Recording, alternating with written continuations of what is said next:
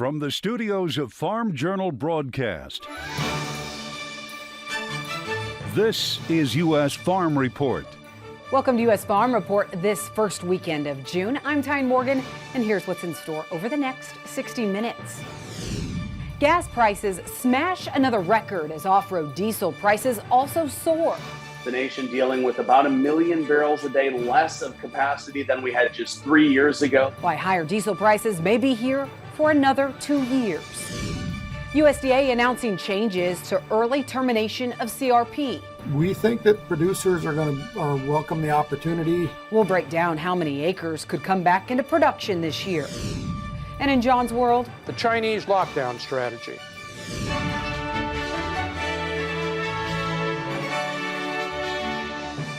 Now for the news, the pandemic exposed weaknesses in the food supply chain. And now USDA is looking to prevent those problems from happening again, announcing some new money. Secretary Tom Vilsack announcing a plan he says will transform the country's food system. The secretary unveiling the plan during a speech at Georgetown University this week. The over $2 billion package includes previously announced funding to expand meat and poultry processing and to finance new infrastructure such as cold storage facilities. But there's also $600 million in new aid to support the supply chain outside of meat processing. Other funding you see listed on your screen there, that includes money aimed at reducing food deserts, food loss and waste, and money for farm-to-school programs. Given all of these challenges that the country faces, one might ask, why are we even talking about transforming the American food system? Well, I believe the answer is simple. It's what we always do in America. When faced with grave challenges, America seizes the opportunity to transform itself into a stronger and better form of itself. USDA saying these initiatives are funded through the American Rescue Plan that was enacted in March of last year, along with other relief legislation.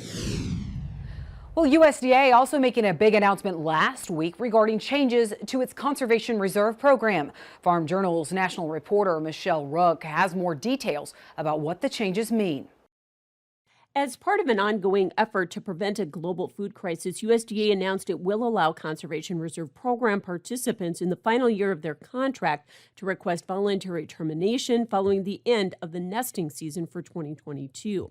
Participants approved for this one-time voluntary termination will not have to repay rental payments. FSA Administrator Zach Ducheneau tells me the flexibility implemented this year will help mitigate the global food supply challenges caused by the Russian invasion of Ukraine and other factors. We think that producers are going to welcome the opportunity. We typically get some folks exercising the voluntary termination clause, even with a reduction in rental rate.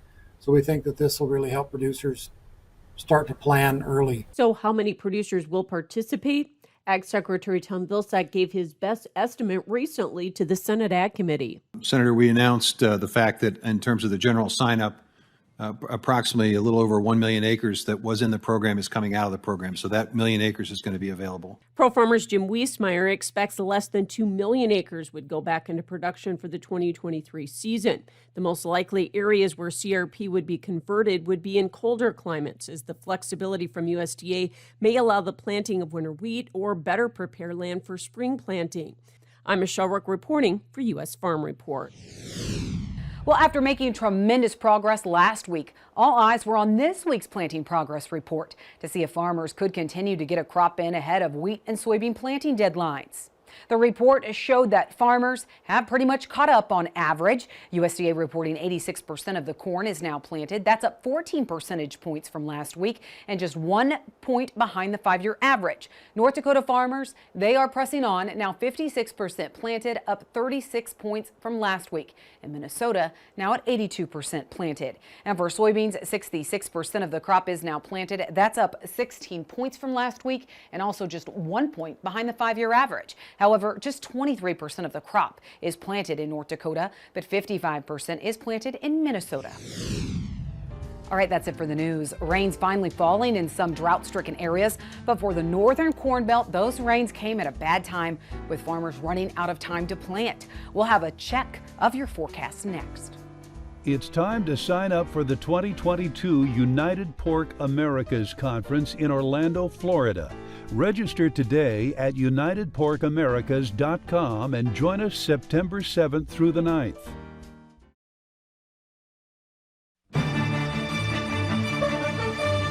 Meteorologist Matt Yurosavik joins us now with weather. Matt, Texas and parts of the Southern Plains finally seen some moisture.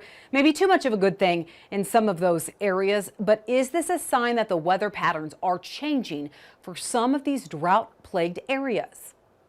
Yeah, Tyne, that's right. And we've gotten a little bit of moisture on the way for parts of the country that have been dealing with these extreme drought conditions really over the past couple of months.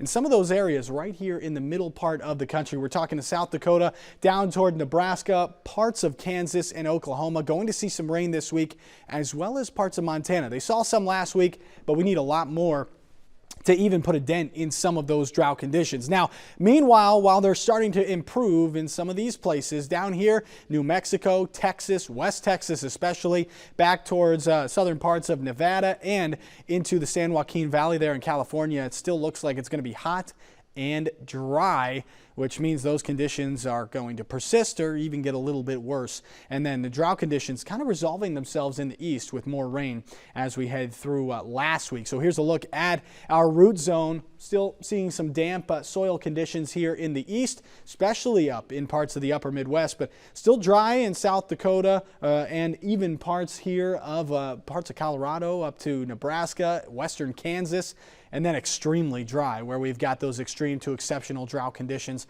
in the south and west. And that unfortunately is going to stay that way with not a lot of moisture expected there, at least over the next week or two. Here's a look at that jet stream. We've got cooler weather to the north, warmer temperatures down to the south, and it's going to be hot and humid from Texas on to the east.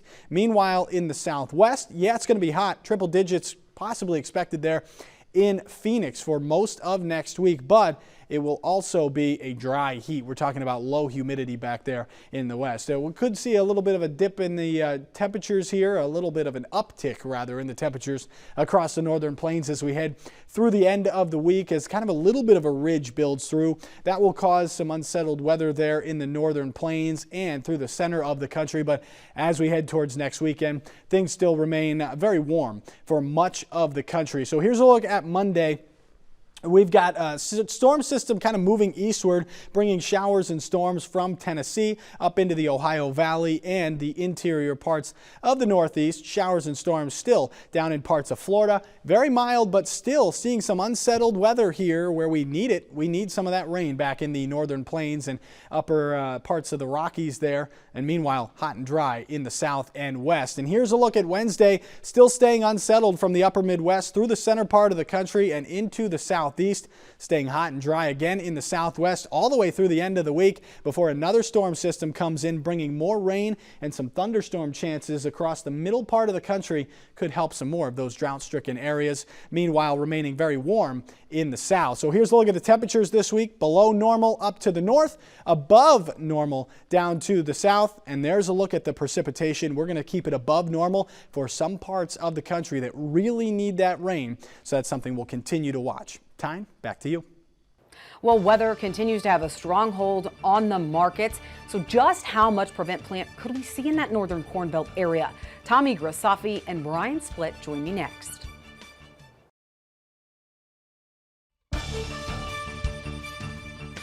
Welcome back to U.S. Farm Report this weekend. Tommy Grasafi as well as Brian Splitt joining us. Brian, volatility, the name of the game again. We saw a few down days to begin the week. Thursday, we saw prices increase. But what really pressured prices to start the week? Well, Tyne, you've got the planting pace that has increased very rapidly, and we're getting close, not quite to where we would be on a normal year. The emergence needs to catch up as well, but it will. So that's one element. The other element we've seen is that you've got a rather benign weather forecast looking out the next 2 weeks. So we don't have hot and dry. And I think that's helped bring some of the money out of the market. And then you also have the geopolitical element, which is the idea that we will see more grain exported out of the Black Sea region. Whether that or not that comes to fruition, it's hard to say. You got a lot of obstacles to get there. namely getting mines out of the ports and getting boat captains to be able to get insured to get their boat there to load the product. But it does seem like we've got Turkey, which is saying publicly that they're willing to help facilitate all this. So it adds another dynamic to that brings it a little closer to reality. And then I think you look at why soybeans are holding in. And when you look at where Russia is gaining ground and taking control, it's in the eastern regions where we've got the sunflower production. Sunflower oil leads to bean oil, leads to soybeans. And with the oncoming demand from biodiesel, that seems to be helping this soybean market maintain support while we're seeing liquidation in corn and in wheat.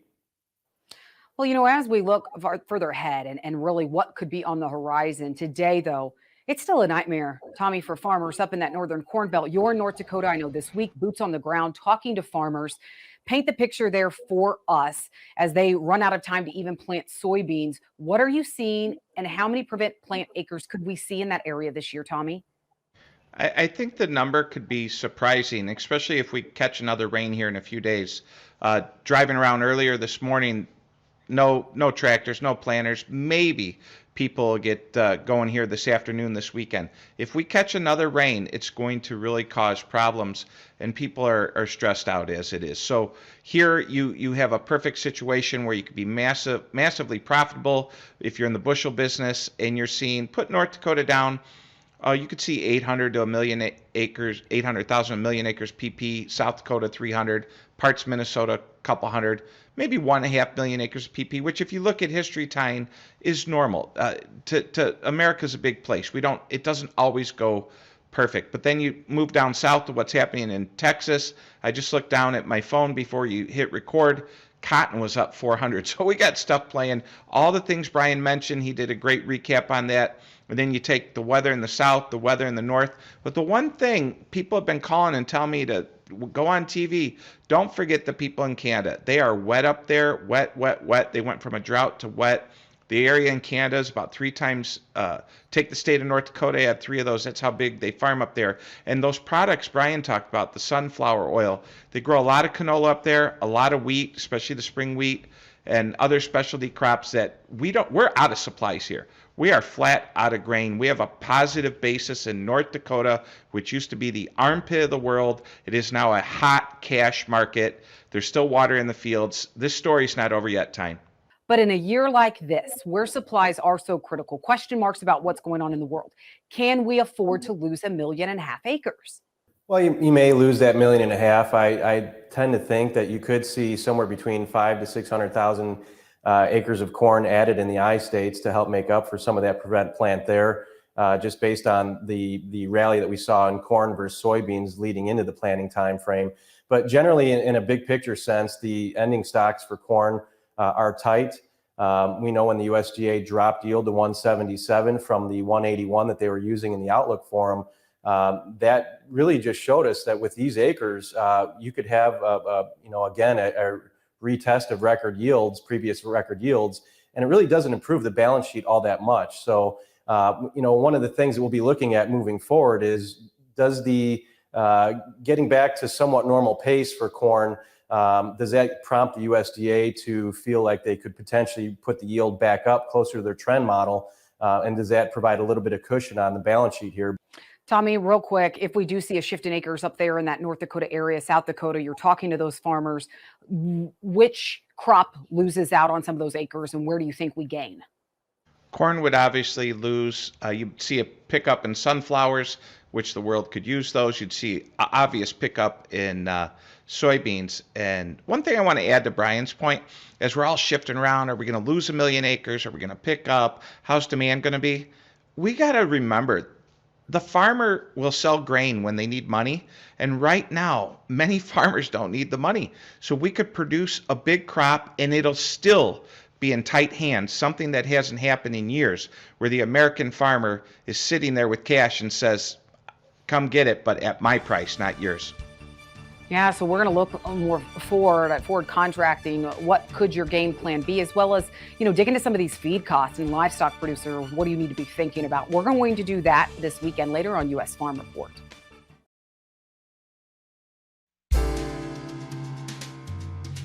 Well, 2020, when we had these COVID lockdowns in the U.S., seems so long ago. But it's the opposite in China. As we've reported, their zero COVID policy has had a strong grip on Shanghai the past several months. Now, things did start to ease this week, with Shanghai's businesses no longer needing to obtain government approval to reopen. But what economic impact are those lockdowns having? John Phipps joins us this weekend for John's World. The zero COVID or lockdown strategy by the Chinese government is slowing their economy. In a rare admission, officials there have lowered their GDP growth estimate significantly, almost totally based on cities that aren't working, especially ports. This approach to containing the virus has long been controversial with epidemiologists and doctors, and while seeming to be effective early in the pandemic, isolating cities has proven very hard and costly. Coupled with the lower effectiveness of Chinese vaccines and government refusal to use Western mRNA versions, zero COVID shows little hope for improving their economic and public health future. When it was first announced at the beginning of the pandemic, I was struck by how draconian and difficult to administer this policy was. Recently, I discovered such absolute isolation has a gruesome precedent. During the Great Leap Forward in 1958 to 62, China collectivized agriculture with truly disastrous results. Not only did production plummet as peasants were herded into collectives, but Mao Zedong insisted to continue to export badly needed grain to keep up the appearance of success. Of course, party officials were reporting grossly inflated harvest numbers to meet impossible goals demanded by the government. Over that time, historians have estimated 20 to 30 million Chinese starved, making it the largest man-made famine in history. Recent releases of local records have many historians raising that figure as high as 50 million unnecessary deaths. But medical experts have been puzzled why that famished population did not experience widespread plagues and diseases due to their weakened condition. The reason was what we are seeing now: immediate and total isolation of populations or communities reporting such communicable diseases. This dictatorial approach is a tactic still in living memory for China, and as devastating as it was and is, may not be enough for COVID. Unlike the 60s, however, China's harsh treatment of its own people will have a substantial impact on the global economy, as it will provide 1/5, the largest share of global economic growth in the next 5 years. With 1 million lives lost here in the U.S., we have our own sorry COVID history. But China's ongoing difficulty could soon spill into their politics. Watch the subtle and rare public debate between Premier Li Keqiang and Xi Jinping for clues. Don't forget, you can catch more of John's commentary on our Farm Journal YouTube page. All right, up next, Machinery Pete. He has a unique tractor and tractor tales this weekend.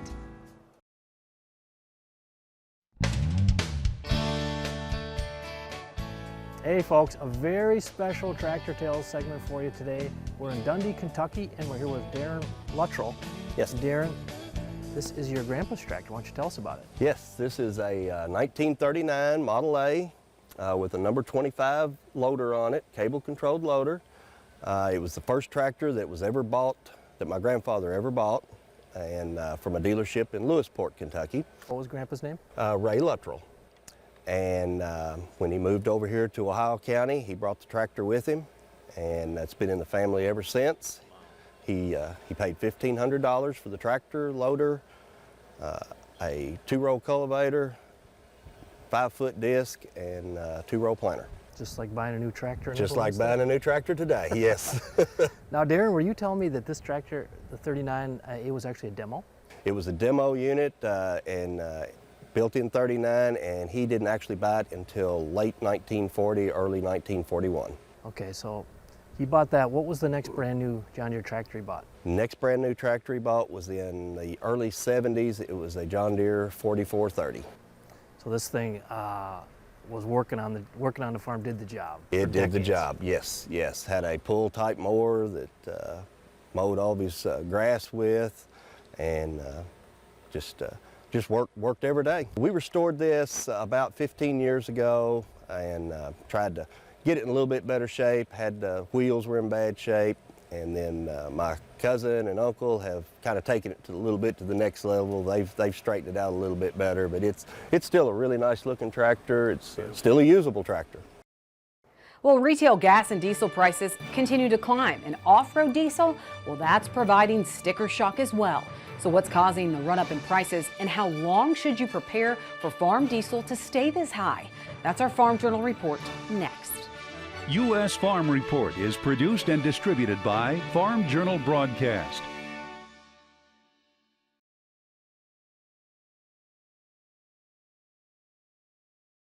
Welcome back to U.S. Farm Report. Trusted, timely, tradition.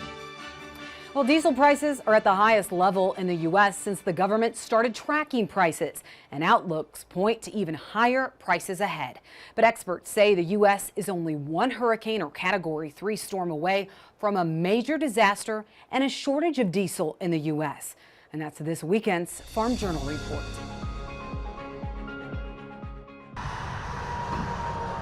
Gas prices continue to crush records in the U.S. It's almost like every 5 minutes I see the little live indicator tick up on our Gas Buddy data. We are now at 4.70 and 4/10. But the pain at the pump isn't just showing up for drivers this summer. It's also an issue plaguing agricultural producers across the U.S. Fuel, we had some farm diesel delivered yesterday and it cost us $4.85 or $4.89 a gallon delivered.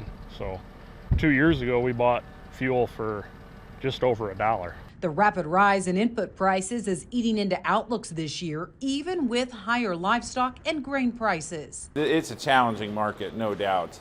Buying $8 corn and $5.50 diesel is a tremendous challenge for producers. While prices at the pump for both gas and diesel climbed this week, it's a similar story for off-road diesel prices. I asked farmers on Twitter to share the prices they are currently seeing, and it ranges from $4.13 in the northern Corn Belt to over $5 a gallon farther east and in Montana. But on-road diesel prices are also seeing extreme volatility take hold. The wholesale price of diesel fuel also taking a big jump up today, rising about 25 cents a gallon. So the decrease in diesel, well, enjoy it, because we probably will see diesel going alongside gasoline and both of them jumping up. Research by Texas A&M Agricultural and Food Policy Center shows farmers are seeing nearly every input cost on their farm rise this year, with nitrogen prices producing the biggest increase, up more than 133% per acre year over year.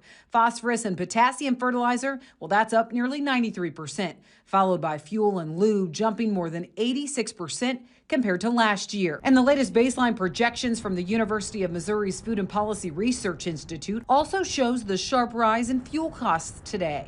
A 50-some% increase may or may not capture what's happening right now throughout the whole calendar year of 2022, but it is capturing at least that part that we're seeing right now. Even if fuel prices retreat the second half of this year, higher overall production expenses will continue to sway balance sheets. It will vary quite a bit on the dollars per acre impact, but if you have about an equal increase on a percentage change basis, you will see those dollars per acre be more expensive in this calendar year. So why have diesel prices raced higher this year? Well, it's largely due to a shortage of refining capacity, not a shortage of oil. The nation dealing with about 1 million barrels a day less of capacity than we had just 3 years ago. That's the equivalent of about 5%.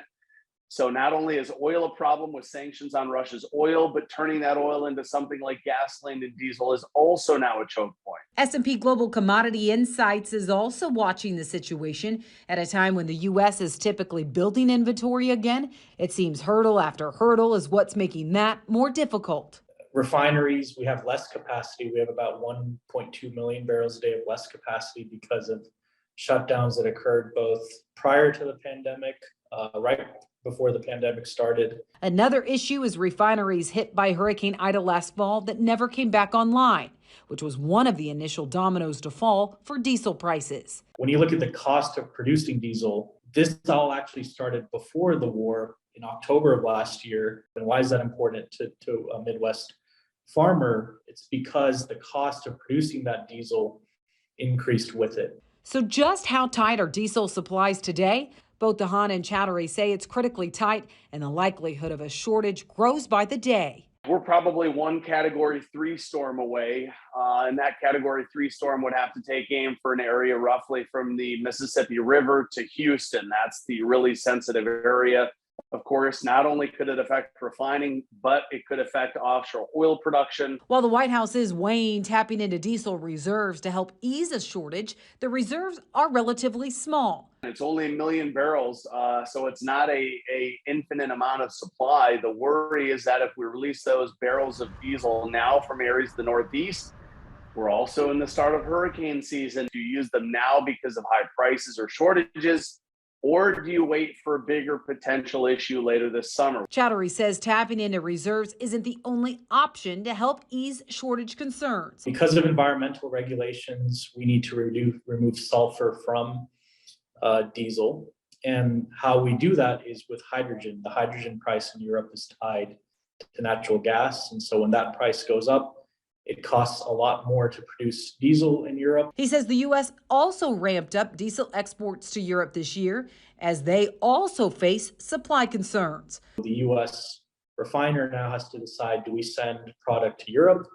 And we can send it via pipeline easily, but because of the Jones Act, which is a regulation that mandates U.S. flagged vessels from port to port, it's not something that we could do now. And that's something that the government could look at waiving if we do face a shortage. While a possible diesel shortage is looming, diesel prices aren't forecast to see a dramatic drop anytime soon. You know, these prices are not going to go back to the levels we had at the beginning of 2021. It's more likely that we'll see maybe $5 to $10 decline in crude price, and that would equate to maybe 50 to 60 cents on the diesel price itself. That says diesel prices could remain high for at least 2 years. Well, it could take a couple of years, and keep in mind, the longer we go down this road, that demand eclipses supply, the more catching up we're going to have to do.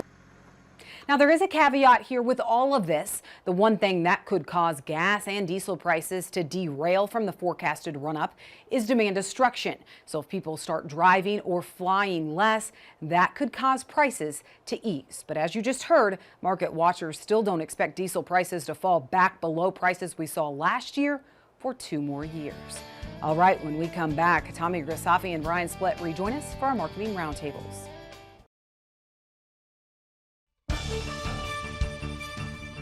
Welcome back to U.S. Farm Report this weekend. Well, Brian, in that first roundtable, we talked a lot about, what's going on geopolitically, what's going on with some of the supplies that are setting right now in Ukraine. Will we get those supplies out? But as all of this uncertainty continues to weigh on the market, as we enter into this critical time for weather, forward contracting and some of those prices, is that something you're really encouraging producers to look at right now? Yeah, Tyne, one of the things that we've looked at, and this was predominantly when we've been trading in that 730 to 750 zone, was really just the idea of doing some good cash sales. And if you wanted to be bullish with some calls. We had implemented some of the August short-dated options as far as calls. Typically, I would say most producers looked at the $8 strike price. And when you just did the math of making a sale and then assuming that call went to zero, it still puts your futures, worst case scenario, above $7. And that seemed to be a level that just made good sense based on the revenue that you can lock in. Now, we pulled back a little bit here. Still, $7 corn is a good price for corn. Now, one of the problems for the end user that we're seeing is that even though the board has come down substantially, if you look at those feeding cattle out west, board drops 40, basis gets stronger by 40 cents, and the cash price stays the same. So if an end user has been hedged in an account in futures, they've experienced a loss in their account, they're still paying the same for their cash product. So that's where implementing option strategies to at least kind of keep a cap on things without having the flat price risk in the account has worked out very well for the end user.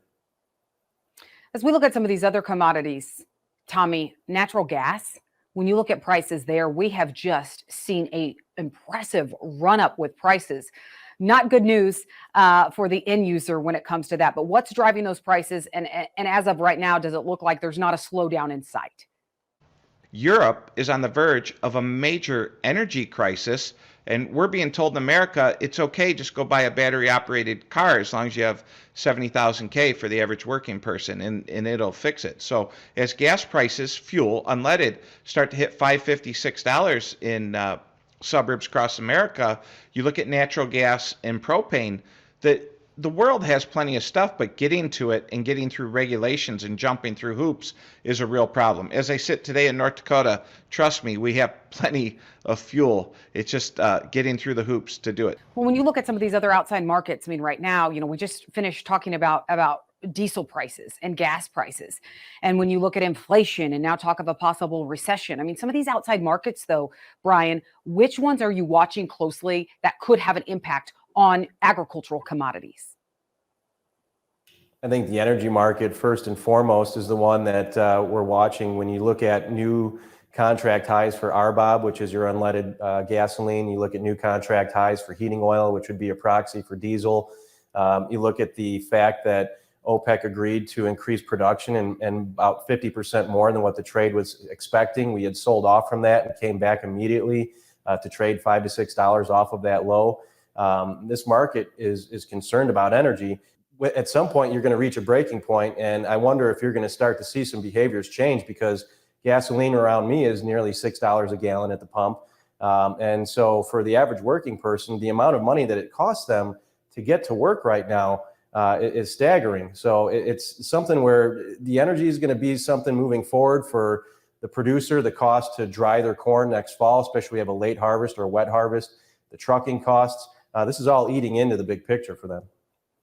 Yeah, and Tommy, as we see this rapid rise in input costs that farmers and ranchers are facing today, what's the likelihood that these input costs do remain high even in 2023? And what concerns do you have if grain prices don't hold? Well, one of the things that people probably aren't paying attention to, because they're so working so hard to get the crop in, as the American farmer, hats off, you're the best, and you did get it in, is that they're not paying attention to DEES 23, a combination of fertilizer prices that have traded down in the last few weeks, allegedly, assuming you could buy it, no one will really make a market yet, but fertilizers come down in DEES 23, $6.80 down to $6.15.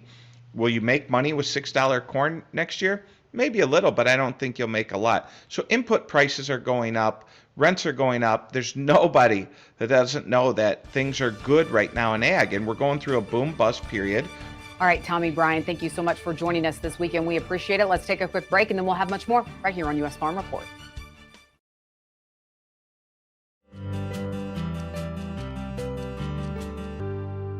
Well, it's often referred to as America's national pastime, and with baseball in full swing, the sport actually played a vital role in shaping this nation. And for one iconic baseball spot, it has some very strong farming roots. We travel the countryside this weekend with Andrew McCrae to Cooperstown, New York.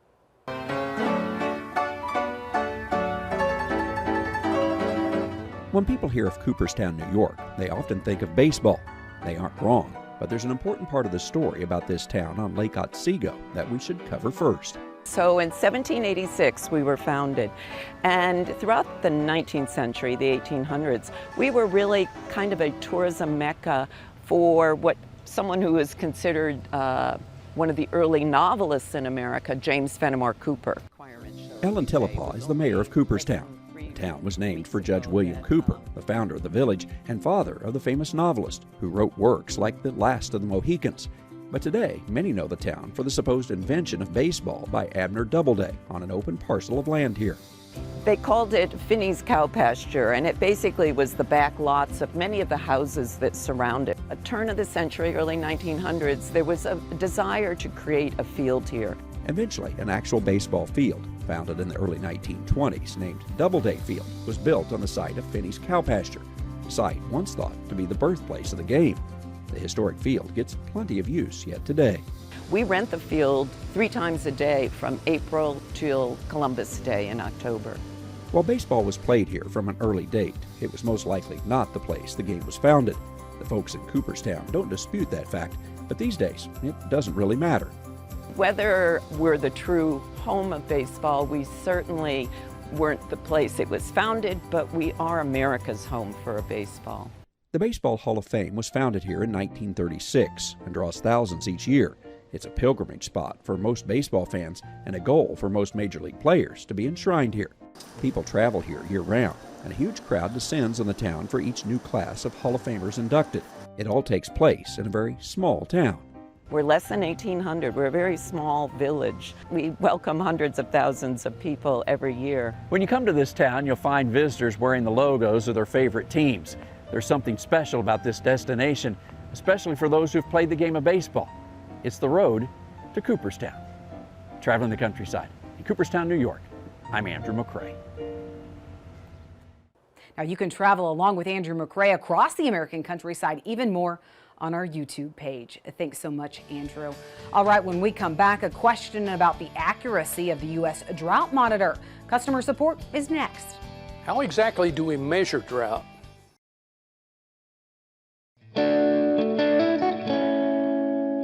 Well, for the first time since last November, we're seeing less than 50% of the lower 48 states in drought. That is breaking the 27-week streak and missing the previous all-time record of 42 consecutive weeks of 50% of the country in drought.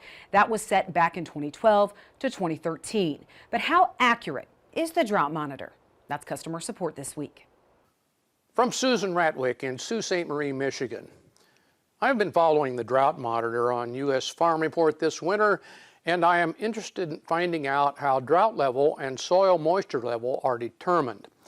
I have noticed that Sault Ste. Marie in Chippewa County, Michigan, at the eastern end of the Upper Peninsula of Michigan, has been consistently indicated as a drought area. But we already have had 130 inches of snow this season, and our average is 120 inches. By the way, this was written some time ago.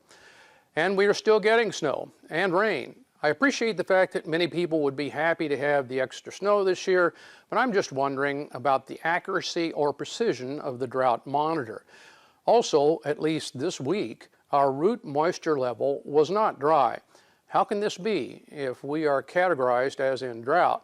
And how can they estimate soil moisture when the snow is still 2 feet deep? Well, these are tricky questions, and it took a lot of research. Here's what I found out. Degrees of drought are determined in several ways. One is by actual precipitation compared to historic levels over some previous period of time. This is the Standard Precipitation Index, SPI, which looks like this. The familiar Drought Monitor, shown here, does show the UP as abnormally dry, but that's the lowest drought level possible. Like the SPI, it's a comparison of how much water is available according to hydrologists compared to the same time in previous years. The Palmer Drought Severity Index, the PDSI, is even more complex with extensive soil data. According to PDSI, the UP is in pretty good condition. Now, I could drone on about all the research I did for this answer, but I think that there's one really important point. Snow is a tricky way to offset drought. As everyone in California knows, for snow to provide usable moisture, you need not just lots of snow, but good-sized mountains to store and slowly release the snow. Here in the Midwest, snow falls often on frozen soil and melts from the top down. In other words, snow for us is mostly frozen runoff waiting for warmer weather. The now more common larger rain events are similar. Once the topsoil is saturated, the rest rushes off, usually carrying too much soil with it. The best way for precipitation to mitigate drought conditions is multiple moderate rain events for several months or even years.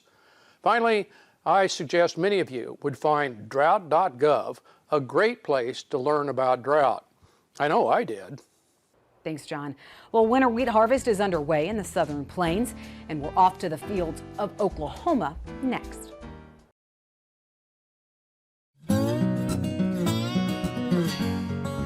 Well, wheat harvest typically paints a picture of beauty. The iconic amber waves of grain is symbolic.